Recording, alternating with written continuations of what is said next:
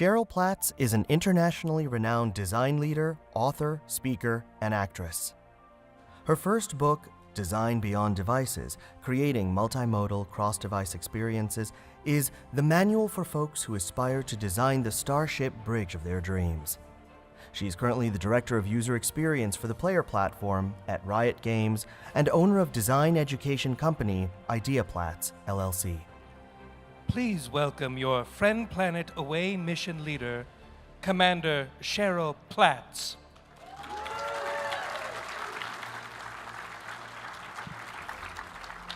Good evening, passengers of the airship Nebula, and welcome to the 58th Annual Nebula Awards. I'll be your mission commander today here on Friend Planet as we celebrate the Nebula Awards presented by the Science Fiction and Fantasy Writers Association, and we've got a big evening in store. I trust you've all reviewed your pre-briefing materials regarding the native sentient species, the caterflies. Please keep the following 3 safety rules in mind while exploring. Number 1. Far too many travelers have mistaken a poisonous life form for a delicious hors d'oeuvre. Therefore, please do not lick nature. 2, don't pick up any mysterious jewels or artifacts, and please do not lean too close to any singing plants. We're happy to 3D print replicas of your favorite Friend Planet observations for a small fee in the airship gift shop. 3, do not follow any suspiciously attractive humanoids. You cannot be certain your potential hot dish is not a rogue hologram, fey royalty, or even 3 caterfly in a tuxedo.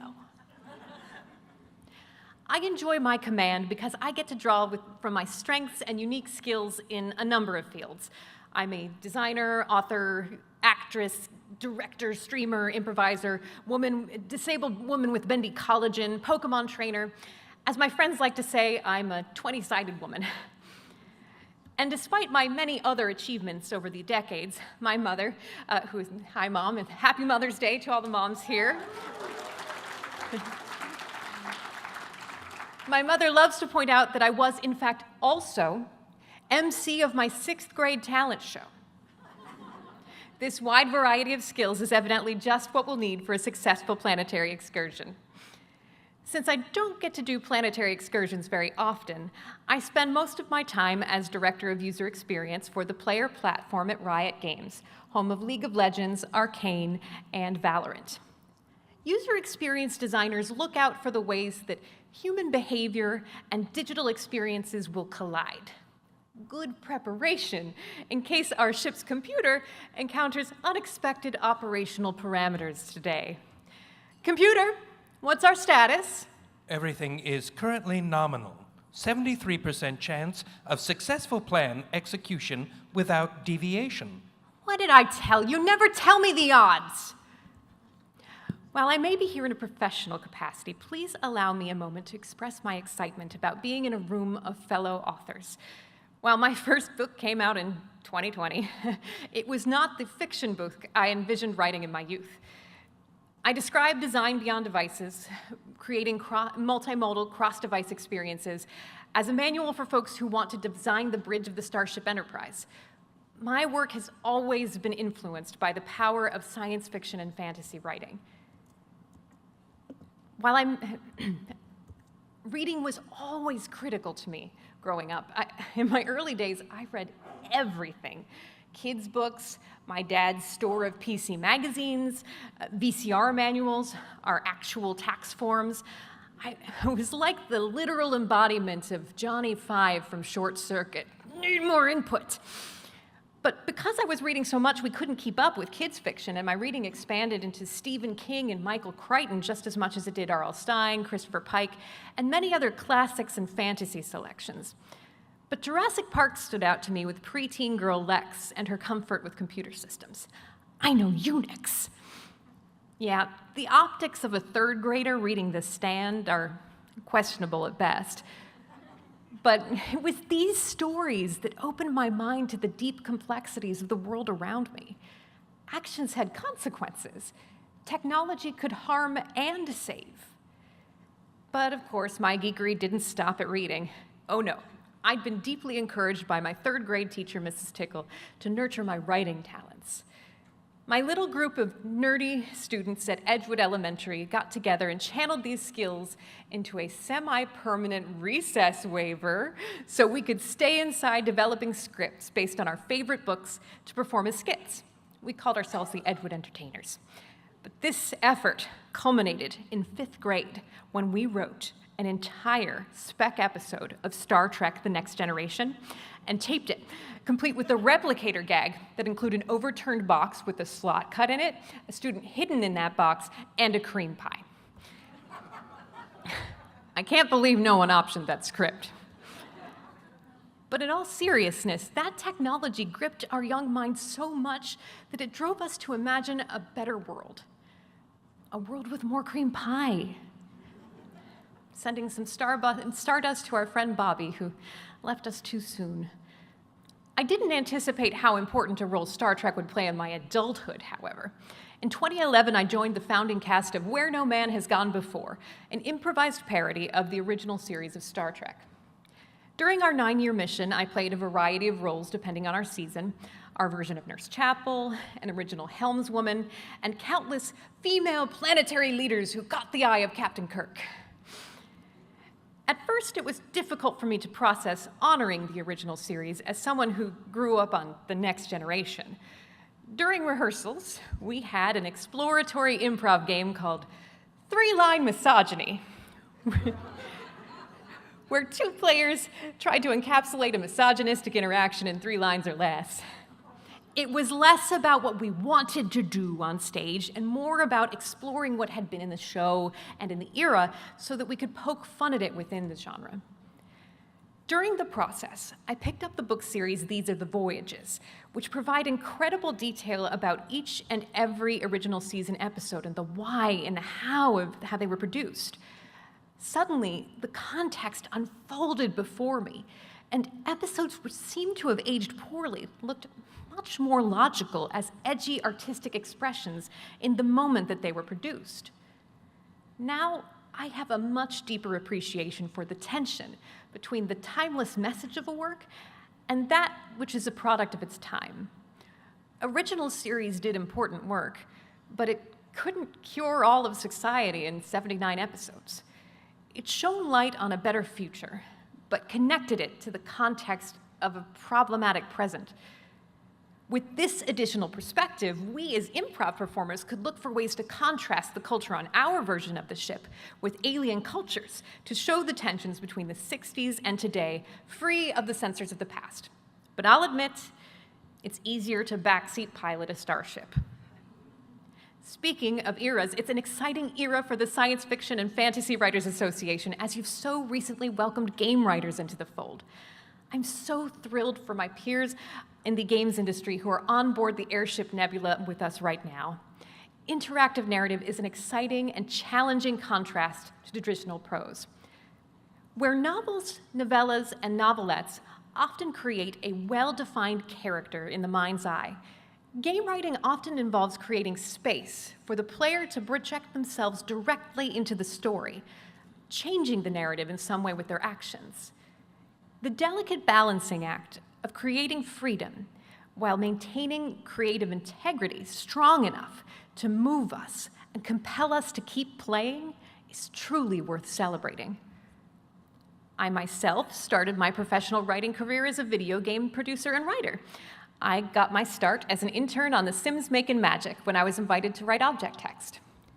Did I put a subtle and legally distinct Homestar Runner reference into a trash compactor? Yes, I did. That's what happens when you give an intern the keys to the car. But I also caught enough of The Sims tone in my writing that I was invited to hop over to the Sims 2 project and help them on some object and career writing. Perhaps my greatest work was the description of a small children's chair shaped like a bear.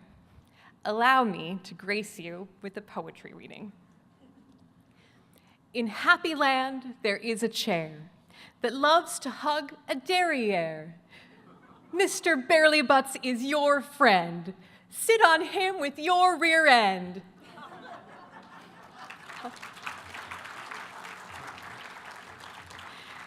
Yes, friends, the Mr. Barely-Butts chair did, in fact, ship with the game.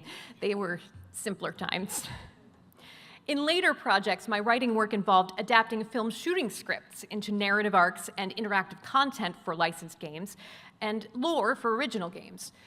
This took plenty of consideration. What parts of this journey lend themselves best to action, or to sneaking, to conversation or narration with other characters? And how do we want the player to feel when they're making choices? Game writing is not just about story, but about weaving game mechanics and player needs seamlessly into the world. But what about when the story jumps into the real world? Fans of science fiction can easily list many technologies that seem ripped from the pages of their favorite books, in many cases because they are. As a young computer nerd watching Star Trek, I never could have imagined that my path would lead me to be seen as one of many pioneers in natural language and multimodal interfaces, working on experiences like Cortana and Alexa. All those years spent watching Kirk and Picard and Spock interacting with their ship's computer, and I became one of the folks designing the systems that would respond, and making sure that they would very rarely be talked into destroying themselves. Now, the work that you do is more often than not at the forefront of technologists' minds. It's not a coincidence that computer is one of the few wake words that the Echo devices from Alexa recognize. When I first joined the Cortana team, a colleague gifted me a copy of Feed by M.T. Anderson and recommended I read it so that we could discuss the implications of the world depicted. Contrary to popular belief, most of us don't want to create a dystopia. Most of us. But the fact that some of us still do mean that your work is more important than ever. Reading about the worst consequences of progress helps us see past our own enthusiasm for the unchecked applications of technologies. The number of times I've quoted Ian Malcolm from Jurassic Park is beyond measure. Your scientists were so preoccupied with whether or not they could, they never stopped to consider whether they should. When I designed the core notification system for Amazon's Alexa, I was initially pretty clear she should only interrupt with content you asked for and in very specific ways. But now that I'm long gone, she's off interrupting me about new authors I should follow. My work run amok and used against me, but at least it's promoting your book sales. Hey. In my book, Design Beyond Devices, I talk about the importance of catastrophic imagination, something that's come naturally to this community. We can't predict all possible futures, but it is important to think about the worst consequences of success and the best ways to react to failure. I call this concept optipessimism. The metaphor I use to teach optipessimism is about as far from Star Trek as it gets. Dung. I was on a hike when our guides kept pointing out signs of large animals passing through very recently. Dry dung, trampled brush, mother and child tracks, and then a huge pile of fresh animal dung. I should have considered the worst consequences of success on that hike. What if we got closer to our target wildlife than we bargained for? And what was our plan if the worst came to pass? I understand you've just eaten, so let's leave the dung where it belongs. Suffice to say, that famous Captain Kirk barrel roll may have saved my life. Improvised planetary journeys, talking computers, optipessimism, all of this brings me back to that questing to the final frontier. From working on the first touchscreen gaming devices on a Nintendo DS launch title to teaching Cortana and Alexa new capabilities, all while exploring humanity's promise on stage, I learned how to weave these many parts into the future Starship Bridge I learned about and watched so many times. Fiction is becoming real. Science fiction and fantasy have not only inspired me to become a better, more inclusive version of myself, but also to build tools alongside other talented individuals that will get us to the final frontier. And it's not just about science fiction, much as I've talked about starships. Sir Terry Pratchett's work has shone a light into my very soul, lifting me up in my darkest moments. After all, as a wise old man once told a young adventurer in a dark, pixelated cave, it's dangerous to go alone. The stories you write help us see beyond the borders of our own consciousness and redefine what it means to open our minds and our hearts to each other. On today's Away mission, we will explore how our shipmates have cast light on the vast expanses of galactic experience. Optipessimistically, we hope to befriend the caterflies, but we are prepared to cope if things take an unexpected turn. Excuse me, Commander Platz. The advanced research from the science team on the planet's caterflies is complete. I'm sending it to your datapad now. What convenient timing. Let me take a quick look. According to this, if a caterfly lands on your head, the best thing to do is to quietly sit still until it leaves. You may offer it treats to coax it down, but avoid scritches without a clear line of sight on your hand placement. We have not yet determined whether the rumors of fire claws are true. Please identify a safety buddy and ensure all cellular communications devices are silenced to avoid irreparably disrupting planetary relations. Also, please note that the nearest exit may be behind you or in a parallel dimension. Let's get started on tonight's grand adventure. Please join me in welcoming SFWA President and Rita Award-winning author, Jeffy Kennedy.